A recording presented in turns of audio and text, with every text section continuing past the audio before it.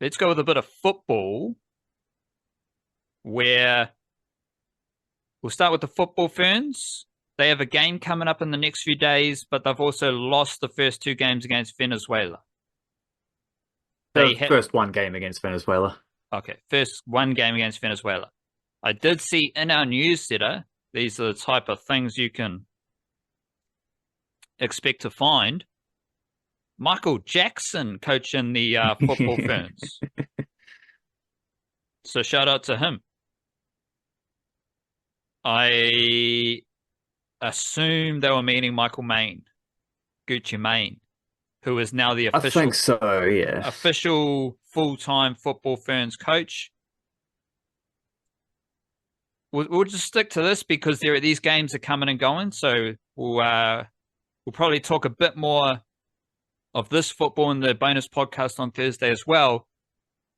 Is there one thing that you learned from that first up loss? I'm kind of pointing you in the direction of, okay, now we got Michael Jackson as the full-time coach. Was there something you saw in Michael Jackson's coaching performance in that loss, or a player, or just something like that where you're like, oh, okay, now I can note that down and move forward? Yeah, not as many Michael Jackson dance moves as I was expecting from a Jacko coach team, but well, there might have been some from Venezuela, to be fair. I think that's not certainly not something I learnt. It's something that we see quite often with the football ferns, is we don't really have a particularly fast or athletic kind of team, and sometimes when we come up against teams who have that, doesn't always look amazing, particularly when the Ferns just a couple lapses defensively, not closing players down and things like that. All three of Venezuela's goals in that first game were superb finishes, but also like all three of them, you can do better at trying to get a body in front of that and either preventing the shot or blocking it, because yeah, the Ferns aren't fast, but they are physical, they are strong, they are committed, and those are the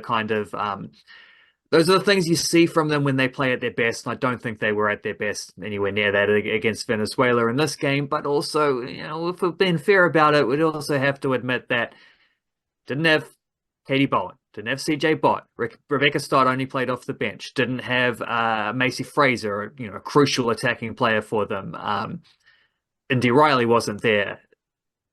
You might argue Annalete would be in full form. Annalete would, well, she was at the Olympics ahead of Vic Hessen, but Vic Hessen's, that's not really a 1 and 2 situation. It's more of a first equal situation. So, not so drastic there, but I mean, that's at least 5 starters from their team that weren't weren't available or weren't starting in this game. So I don't know how much depth people think we have, but as far as the world class stuff goes, it's not enough to cover half your starting 11. And others, maybe a little bit of rust in some cases where players were either finished their seasons a couple weeks ago or maybe just haven't played a little bit recently. Not too bad, but someone like I don't know, Annalie Longo with the Wellington Phoenix hadn't played a game for a solid month or something like that. So, little instances like that, but I think more than anything, it just the little lapses, the little sort of inefficiencies that were there, more reflected a team that looked like they were thinking a lot about what they were trying to do rather than just kind of doing it as a first nature instinct. And I suspect that's, well, I mean, I think it's pretty easy to guess that's because this is a new system they're trying to play under a new coach, and they're still just figuring some stuff out. They got some new combinations in there as well. So it's a bit of a slippery one. It was a disappointing defeat, partly just because it didn't feel like a game that they should have lost 3-1. But they also didn't really, like, Venezuela took some good chances. They whipped a few shots in the top corner, and we didn't have finishing to equal that. We didn't really create a lot outside of a few good sort of high pressing stuff in the first half led to a few things, but including the goal that they did score, Katie Kitchen finishing that one off. But yeah, they look like a team that's still working in the very early stages of a new coach. No, like Michael Main's basically been there for 12 months at this point, more than that as the interim coach, but it's really only that Costa Rica series where he started to actually change some things rather than just being a literal interim and doing what the other coach would have done with less controversy. Here we have a change in approach, and that's not going to happen overnight. So they do need to keep playing games. They need to keep playing these types of games that they're getting, like competitive games against teams like Costa Rica, Venezuela. Would have been Chinese Taipei if they'd been able to get someone's in there, but they butchered that tour by not playing them in New Zealand when they maybe could have, where they would have been guaranteed some decent pitches. But whatever. What we did see in the Costa Rica series, though, a few months ago, was they were a lot better in the second game, having had the first game. So I think with the game tomorrow morning, Wednesday morning, I think we can hope for something along those lines as well. Get a few, maybe just things to click a little bit more than they did in the first one. In terms of couple individuals to mention, I would say I thought Grace Jale playing in an unfamiliar role as the left wing back, I thought did a really good job in the first half, subbed off at half time, which I didn't fully understand, but I also think maybe it's just a matter of trying a few different options with our first choice wing backs unavailable. You've got to give people a chance and see who's going to be that backup. And Jale's someone who maybe her spot in the team wasn't as obvious when they're not playing sort of three across the top. Saw her playing a bit in the midfield for the Wellington Phoenix towards the end of the season, so there might be some potential there. She can obviously play at striker, but now we also saw here that she can do a pretty good job at wingback. Thought she was good and aggressive and worked hard and that sort of stuff. And also, while it wasn't a great game in terms of like there weren't a lot of moments that went the way of Maya Han, she looks very comfortable in the midfield. I think that's having someone like her commit to the team adds a strong technical player in the middle, which we have had a lot of workhorses. We haven't had as many sort of technicians in there. So that's a very, very, very timely welcome addition. And hopefully we'll get to, it's not going to happen in this tour, but hopefully we'll get to see a whole lot over the next decade of her and Macy Fraser together at the same time. They're two pals that go way back to the under-17 World Cup and potentially beyond, trained a lot together with Ole Academy while Fraser was briefly affiliated there. So and also it was Fraser who set up Maya Han's winning goal in that Costa Rica game, second one of the series last time. So that's a combination to look forward to, especially when you can chuck in a lot more of Millie Clegg together as well. We've hardly seen Clegg and Fraser on the pitch for the Ferns together. Those three, there's a nice, especially with a lot of good sort of complementing players around them, there's a nice little creative triangle that could be forming there with Han, Fraser, and Clegg. It's just so far we haven't been able to get them all on a pitch together. I think that's Clegg in the number 9 jersey behind you. We've got Maya Han as well in the number 26, so they will be playing together Wednesday morning against Venezuela.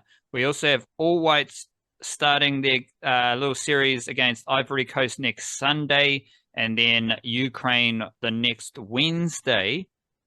So we'll be talking lots of All Whites in our podcast next week. Any early preview points that you want to throw up?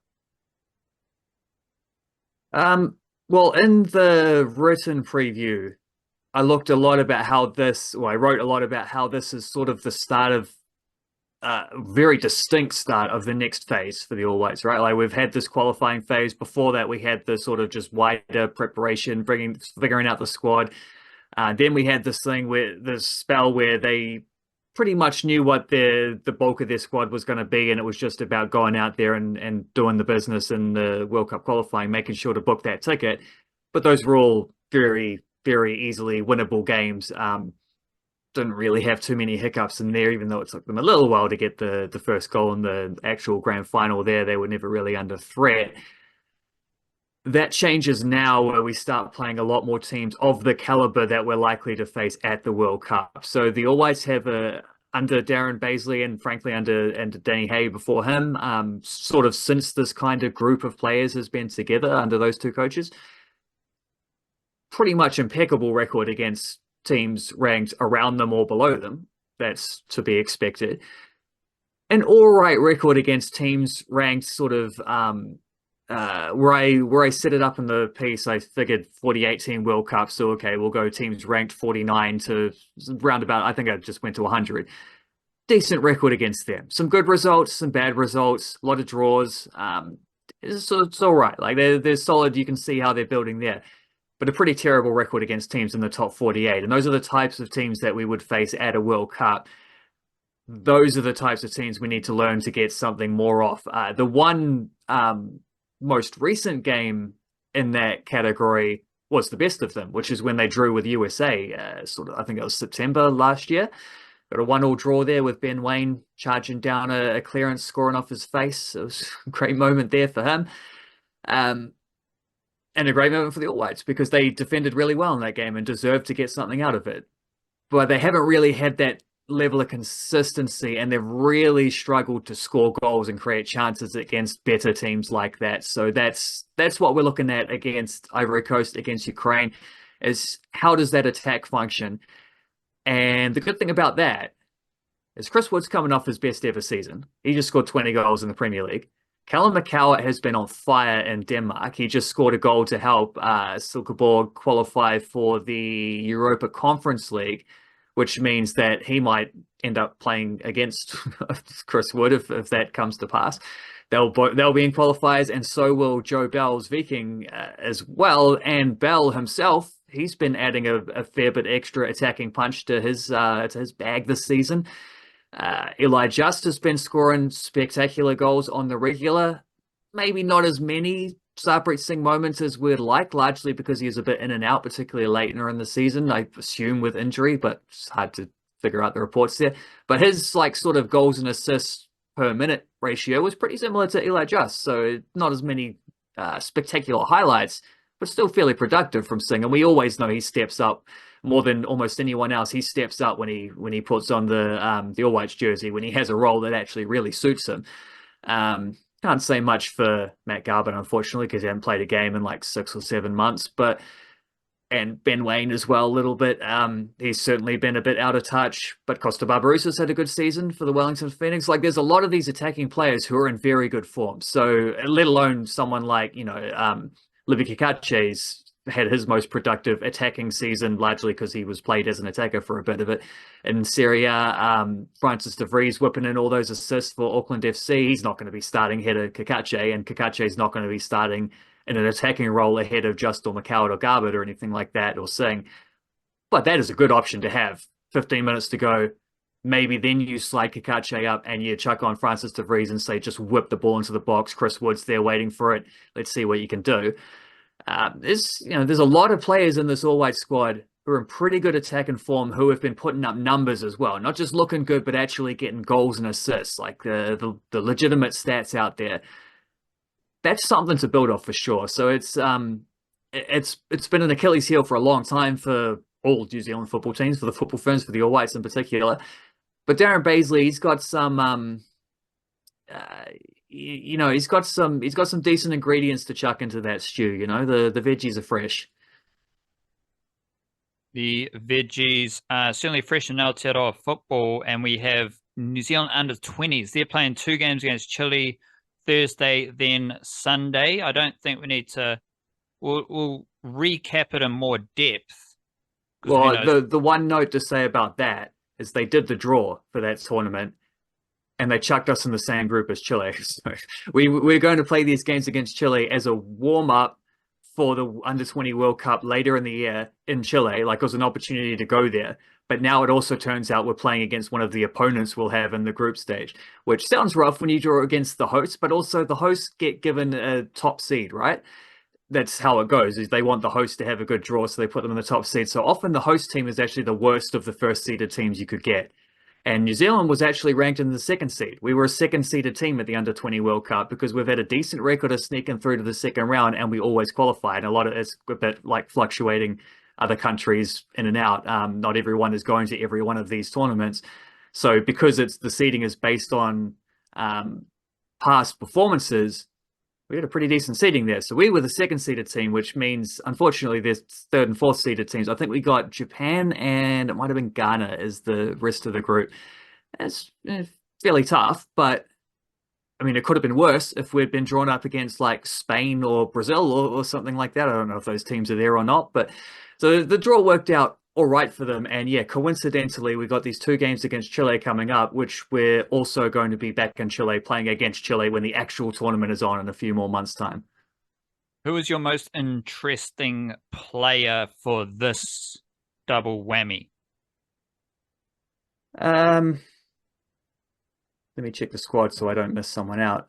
Because when we spoke about it when the squad was named, I did mention Luke Brooks-Smith, largely because he's the youngest guy there, and there's the opportunity for him to play at the under-17 and the under-20 World Cup in the same year.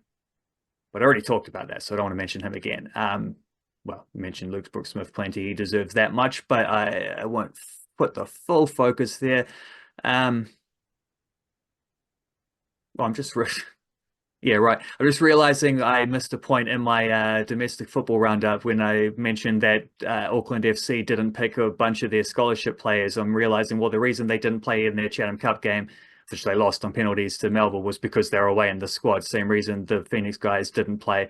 A bunch of them did, actually, last week. Got minutes for the Phoenix in the Central League, but didn't play the Chatham Cup game this week because obviously they're in Chile right now. They've got a game in a couple of days. So, who would I say is of note here? Stipe Jukic will be an interesting one. Auckland City, standout last season, doing amazing things as a 17-year-old.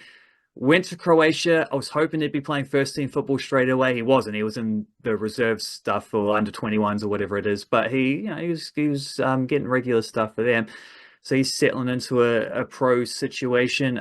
There's one guy in there, Harry Kasky, who I'd never heard of before. He's a youth team player at Western United, but it sounds like he's fairly handy.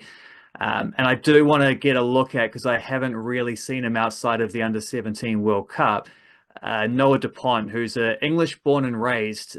He's in West Bromwich Albion's academy team. He's actually just signed a big extension. I think it would have been a professional contract extension.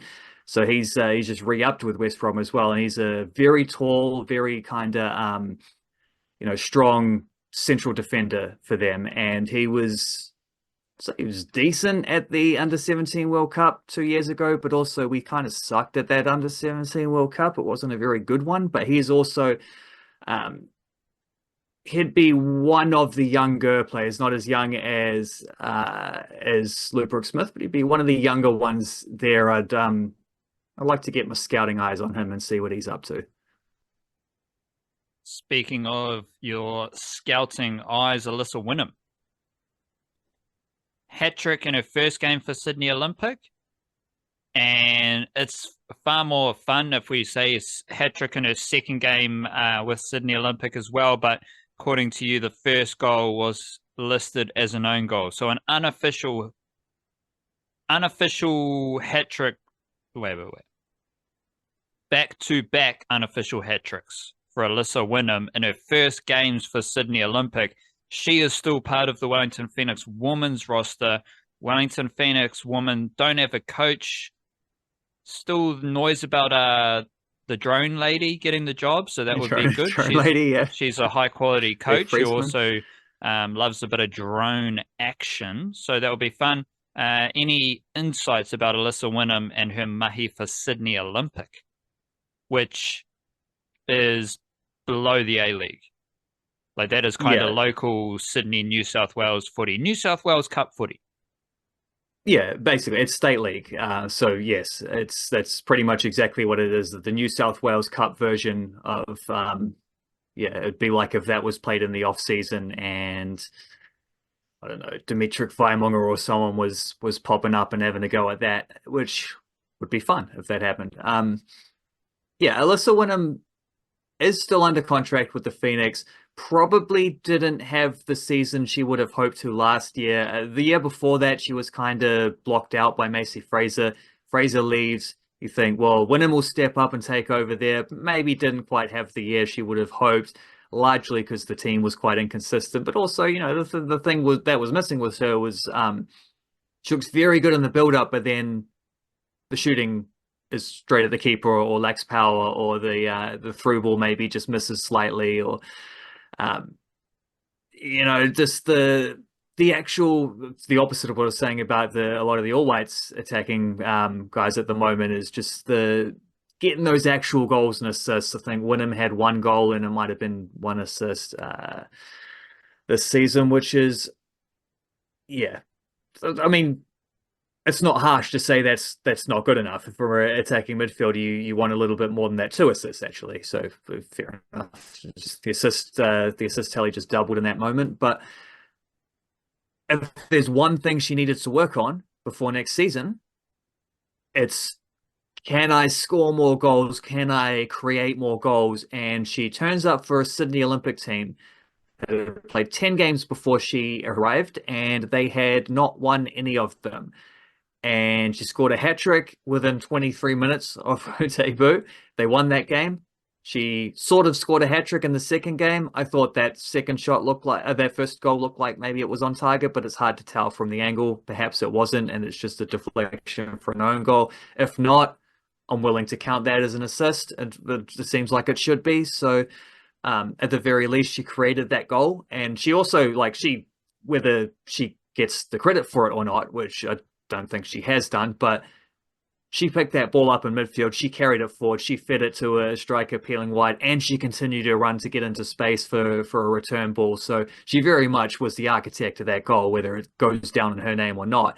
And they won that game too. So they won 2 games in a row. I will mention, to be fair, not the only signing Sydney Olympic have made. They've actually brought in like 6 or 7 players. Not all of them, I don't think, have arrived yet. But there's a few. Like, they've gone for they started terribly, and they very much tried to, now that the A-League season is fully completed, they're trying to bolster the stocks and get a little bit better. But one of the players they aimed for is Alyssa Whinham, and she's immediately come in and scored a bunch of goals. And that is, yeah, exactly what she needed to show ahead of the next Phoenix season. Get a bit of confidence, get used to seeing that ball fly into the net. She scored them in a variety of ways. There's her third one in the second game was just a brilliant bit of footwork to shake through 2 defenders and then whip it over the keeper. There was a penalty which she put in the top corner. A couple sort of just like smart finishes within the area. There's a lot of good stuff in there, a lot of impressive highlights, and that is going to, it's gonna keep Bev Priestman happy if she's got the drone footage over those of those Sydney Olympic games. This is official. She is the drone lady until she is officially announced as the Wellington Phoenix coach, and we will refer to her as by her name. Until then, just the drone lady. Quickly, Auckland FC and Wellington Phoenix newsy updates. Seems like Moreno is leaving Auckland FC. And you also write in our newsletter that Louis Toomey, he might be on the outer. And I did like your opening paragraph here about the Wellington Phoenix roster. Over on this side, things are about as dire as they usually feel for the Wellingtons at this time of year. They always seem to need a squad rebuild, so this is standard procedure. To wrap it all up, our intrigue is far more focused on the Wellington Phoenix as far as building their squad over the summer. Auckland FC quite settled. You also threw up the idea that Max Mata might stay with Auckland FC because he was just there this season on loan. Moreno departs, so you could find a way to keep Max Mata there. Drop any insights about the Kiwi A-League teams and how they are building their squads. Well, also, Guillermo Mai apparently just got a massive payout from his previous club who didn't pay the bills on time, and he sued them, and then he's got like a repayment plus interest coming his way. So he's sorted. Don't think he'll be able to buy a mansion in Auckland yet, but he's on his way towards there. A couple more seasons at Auckland, perhaps. But I'm not sure where to go with the Max Mata thing, because it's like they've lost Nato Moreno, and they could use that import spot to sign a number 9. Guillermo Mai says he plays his best football when he's got a target man in front of him to do that hard work, so he's got a bit of a freer role. We saw that pretty clearly. Like that's his best games were with Max Mata there. And Auckland's record, as I've harped on a lot about, was distinctly better when Mata was on the field. He was super important to them, but he only played a third of the minutes this season. And he had multiple injuries. He had a lot of, and there were muscle injuries in there as well. And those are the sort of things where maybe that just comes right next season and he plays every game, or maybe it doesn't. And they have that import spot available. So I think they probably could re-sign him on loan. I don't know that Shrewsbury Town care enough about him to try reintegrate him after they've been relegated. I think they're just looking for clean breaks and stuff. But it is a possibility that they might decide, well, we've got to pinch the pennies here. Perhaps we give you another chance. But I think if Auckland really want that deal to go through, I think they probably can figure it out. It's just whether they want that, whether they maybe want to sign an import player who is either of a higher level than Mata or just at least a little bit more available. And to be honest, Max Mata once played in the Wellington Phoenix Academy. I think the Phoenix could do a whole lot worse than look towards Max Mata, whose brother still plays for Wellington Olympic in Wellington as well. They could do a lot worse than that if Mata's not wanted by Auckland. I sort of see that as a signing the Phoenix should really go after, particularly having lost Costa Barbarouses, give themselves a local All Whites level striker who's now got a bit more of a proven record in the A-League. Obviously nowhere near the proven record of Costa Barbarouses, but he is 10 years younger than him, which helps. I could see that happening too. So there's a little bit of curiosity there. The Phoenix are gonna need to sign some more local players, and I don't think it suits them to just do what they did last year and upgrade a few more youth players. They can keep those guys anyway. They don't need to give them full contracts, which is nice for them because they get paid a little bit more to play football. But I think this squad is better suited if they look for a few more Corbin Piper types, Luke Brooks-Smith types, where players from outside the system. They still got those guys in their system. They can hand out a few more scholarship contracts. They can play them as amateur players, perhaps even. Although it's a little bit rough when everyone else is getting paid except you to be part of the games. I don't know how the match payment stuff work, but yeah, they're gonna need to fill things out somewhere, and maybe they look towards a couple of Australian veterans because they've lost a lot of experience, a lot of A-League experience, particularly when you don't anymore have Costa Barbarouses or Michael Rojas or David Ball or Scott Wootton or whoever. Sam Sutton, even, frankly, he's a lot younger than those guys, but he also was a pretty solid, experienced first 11 player that's now departed. So there's a fair bit of work to do for the Phoenix. And I think they will need to look local outside of their academy to some extent, at least for one or two players. And it'll be interesting to see what kind of guys they can lure there. As for Auckland, yeah, they're basically set though. Moreno's left, but that's probably a good thing. In fact, the biggest negative I'd say about Auckland's off-season work is that it's almost too settled. Like you don't actually have a lot of wiggle room to address anything that you look at the squad and say, well, we needed this, this, and this. It's like, well, you can only sign about 2 more players because you've got pretty much everyone else under contract. But I don't think anyone there is going to regress drastically or anything like that. I don't think. Well, we might see a little bit more of some of those younger guys as well. But yeah, unfortunately, Louis Toomey is the one guy where he's the one scholarship player who is. Like he's turned 23 or he's turning 23 before next season, something like that, which means he's now too old to sign a scholarship contract. So if they're going to re-sign him, they're going to have to re-sign him on a full contract. And there is room in the roster to do that. And he did play a few games throughout the season. So perhaps it might be something that Steve Corica is like, yeah, no, I like that kid. I want to keep him around. But it would have to be on a full contract. So that's one where that obviously significantly lessens his chances of sticking through, but we'll see what goes down. Yeah, not a lot to be done by Auckland, a lot to be done by Wellington, but frankly that sort of just seems to mirror how their seasons went anyway, so as we were.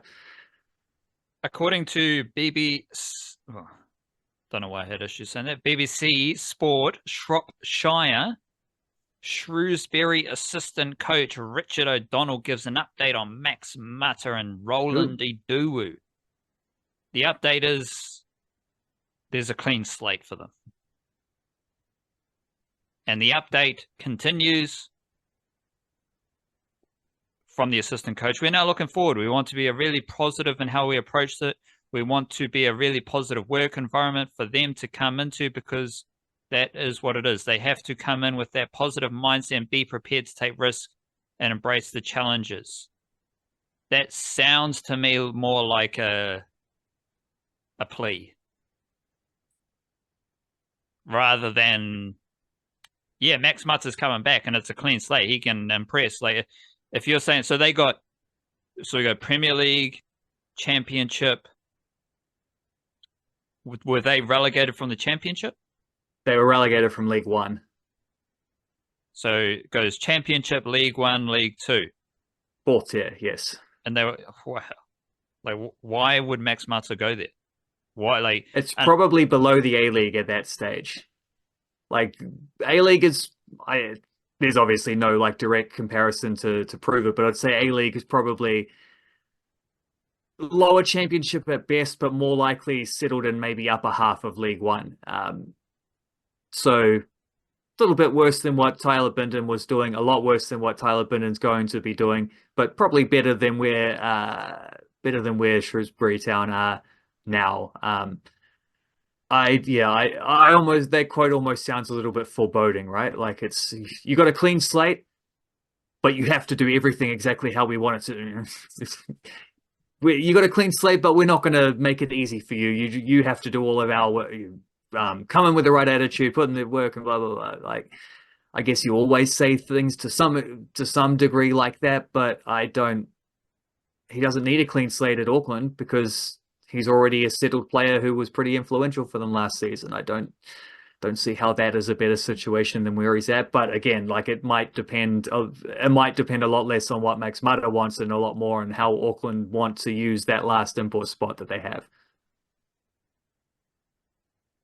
But if same thing goes for the Wellington Phoenix, as you're saying, he might be a good option for the Wellington Phoenix.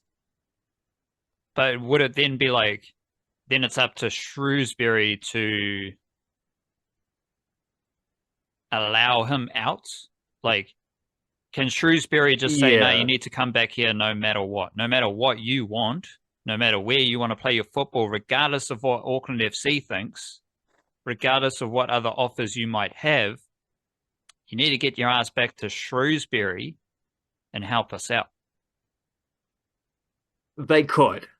If they really, I don't know if they'd have the motivation to do that. I don't think if they'd care enough to feel like they wanted to stick their feet down and really go for that. But they could technically, because he has one more year under contract with them. He's not a free agent. He would need to be another loan deal because the Phoenix aren't going to pay a transfer fee. Auckland FC might consider it.